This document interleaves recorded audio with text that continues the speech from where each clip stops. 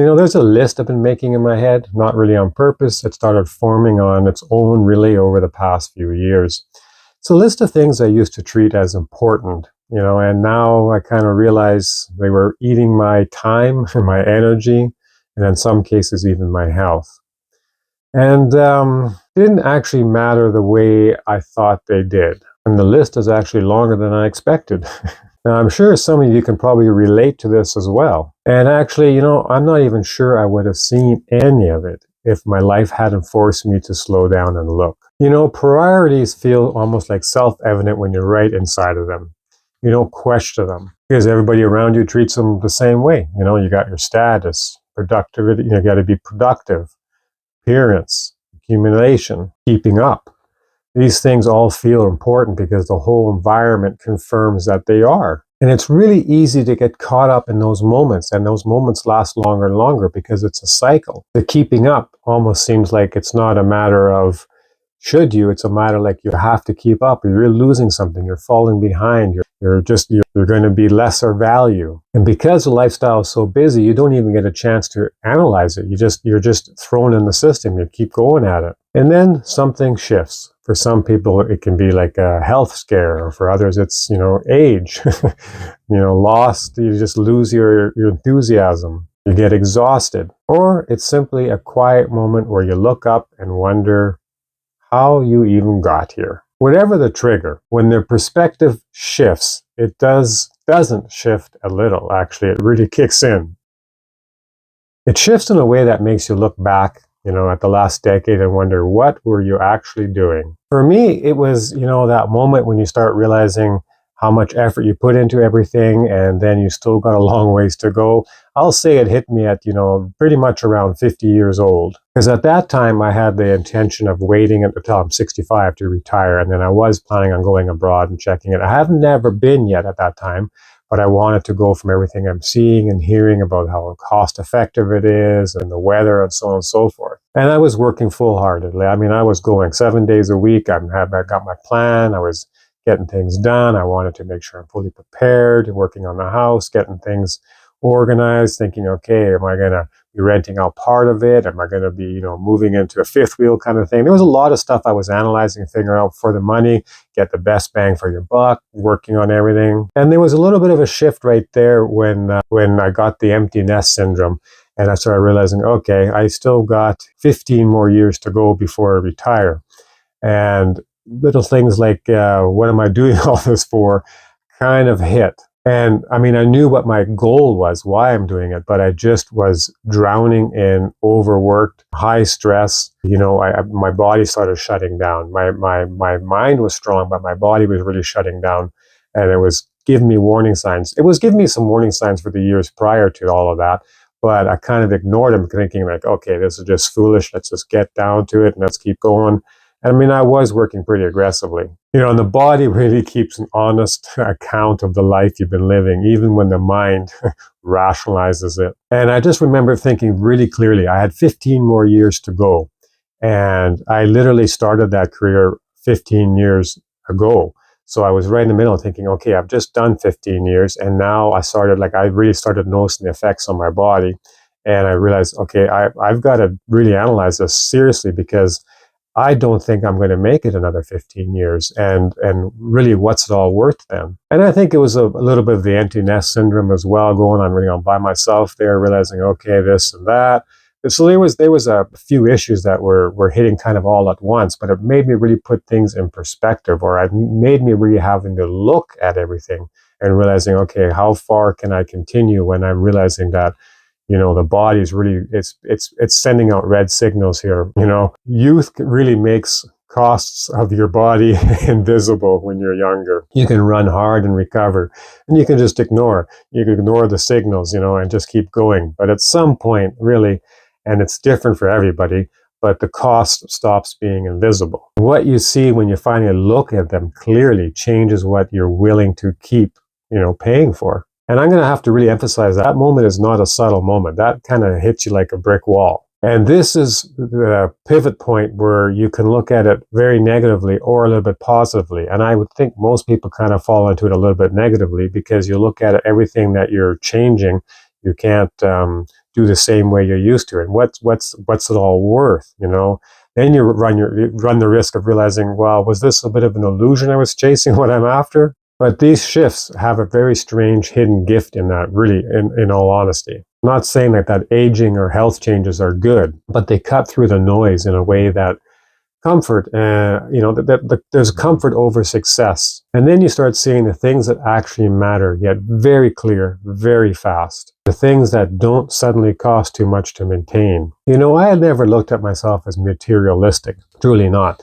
But you also start realizing when you're looking back at everything, there is sort of a need to appear successful, to have the right signals around you all the time, the right persona, the right story to tell. There is kind of a pressure, an underlying pressure for that. You feel like you're actually proving something to people who aren't even paying attention to that much anyway. And it really sounds silly, but you're kind of, that old saying, you're buying stuff that, and again, I wasn't materialistic, but in a lot of ways, I feel like you're treating yourself. I've said this before, you're working so hard, you're doing stuff, and then you want to buy something. You would normally end up over buying something or over expectations of what that purchase is going to do for you in essence of your happiness. You assume it's going to do this. And that's kind of like a loop. And it has nothing to do with being greedy or materialistic or trying to show off. But these are almost like notches on a list that you would think, okay, I have to kind of get to this level. And then of course I've got to be happy because look at everybody else. They have this and they seem happy. Staying in a professional situation, with your work and all this kind of stuff, you're really grinding yourself down because you look at it like if any kind of leaving is automatically sound as a failure. There's one thing that's very, I would say in many ways kind of sad that it happens, but you take most developing countries and when you meet a stranger, one of the first things they sort of ask you, what do you do for a living? Because they size you up right away. This is it's what's that person's value worth just because what you're doing for a living? And I think that we all get caught up in that cycle. We think that that's what makes us important. That's what makes us valuable. And then the more you accumulate, the more you need to manage and maintain everything. And in essence, sort of, I've said this as well, the more you have, the more things you have to actually have for this. You've got to figure out how to protect everything. You've got to get into a system now. You want to make sure you don't lose nothing. Is there going to be wrecked? Is there, these sounds like they're not very stressful, but they kind of add up after a while. It's that invisible weight. And again, I think a lot of it's an illusion that we think this is going to make us happy. And quite often you're in deep conversations that really just don't matter when people look at it at a different level. They're sizing everything up by, again, what you own and what your job title is. I would much rather ask, what do you do for yourself? What makes you happy? What makes you feel whole? Not what you do for work. And the funny thing is, think about this too. A lot of times we think about what other people's opinions are, whose lives you wouldn't even actually want. And yet we're so caught up in the cycle that their opinion matters so much. We give them power of that opinion to how it affects our lifestyle. And then if you take that a little bit of a step further, you start worrying about things that never happened or that are, you have no idea if they're going to happen. There's a thinking, you think that speed, just because you're moving fast going forward is the same thing as actually going forward in life and having more meaning. The faster you go is somehow supposed to represent, success, that you almost should be proud of burnout because you're accomplishing so much. Now, I'm not listing these as confessions or anything. I'm listing them because I think a lot of people are still carrying versions of them and haven't yet really had the moment that shows them how heavy that actually is. And I certainly don't say that with any kind of judgment because I've carried them myself for decades. I just wish somebody would have handed me this list a little earlier, and not necessarily just a list of breaking down, but actually kind of explaining it, because this is the hard part about it, is understanding it from a different perspective. Here's what I think actually happens when the perspective finally shifts, and why it sticks in a way that self-help books and good intentions never quite manage.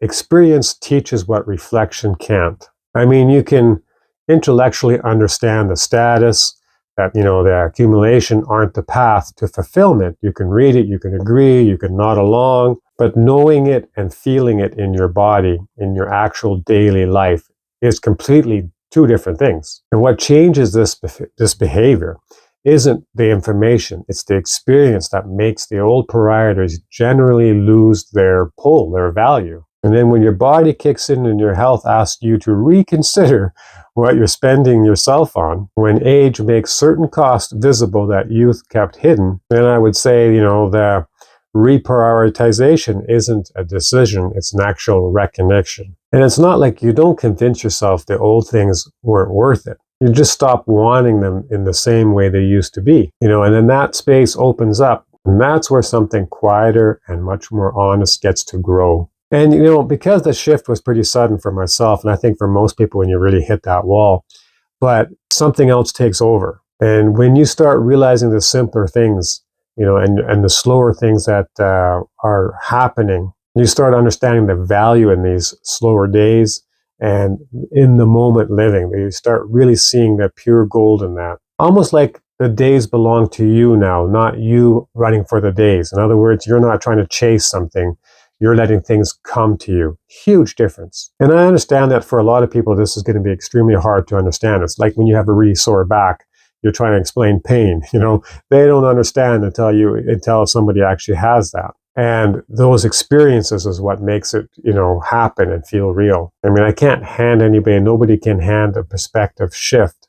I can describe it, but I just can't transfer it, of course. And I say this so many times, the younger version of me, if I would have heard all this stuff in this video, I would have filled it, under things, what old people say, and literally just gone back to chasing whatever felt urgent. And that's not criticism or disrespect. It's just how it works. Certain things, can only be learned living long enough to see how they turned out. But what I would suggest is this is what anybody can do at any age, is start paying slightly more attention to the costs, of the things that you're spending your energy on, the things that feel urgent but leave you hollow. Like start spending, analyze that deeper. And really, this is another really important one. There's a big gap in what you're chasing and what you actually feel when you get it. This is really important because the goalpost moves, okay? And when you're not paying attention to that, you're actually caught up in the chase constantly. It's not a matter of it becomes irrelevant what you're chasing. It's the chase itself that overtakes everything. The perspective of it all does come with time. But the noticing, that can start right away. I myself come back to this certain list, and I suggest you do as well. Come back to this list.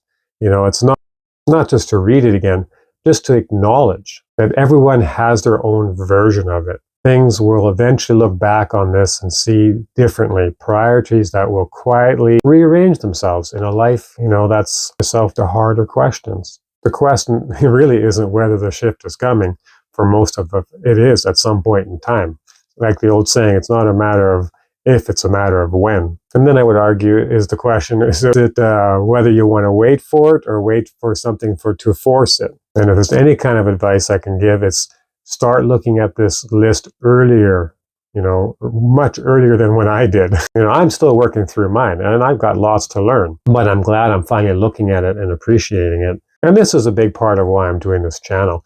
I'm able to share this kind of insight and my mistakes, truly, because I think that's almost more important to share than anything else. And we all need to make our own mistakes, but it's always nice to see somebody else's path and what the results were on these. And it's taken me to different places. It's taken me to going abroad. It's taken me to look at my financial situation, how I can live a much more fulfilling life on so much less. Now, if you're somewhere in the middle of this path or your own figuring out, or you're kind of curious before you get there or on it already, well, then you're good company.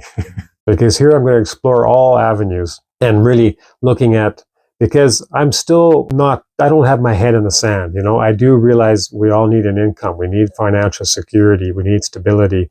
But there's ways of achieving that without, burning yourself out. And there's ways of looking at different perspectives of where you could go, what you can do to reach these things at a way different level. We don't have to be blinded on the rat race and just keep going and moving the goalposts all the time. So if this information kind of strikes a nerve or got any kind of comments, leave them down there. I'm always looking forward to that and really enjoy engaging with this. And hopefully we'll see you on the next one.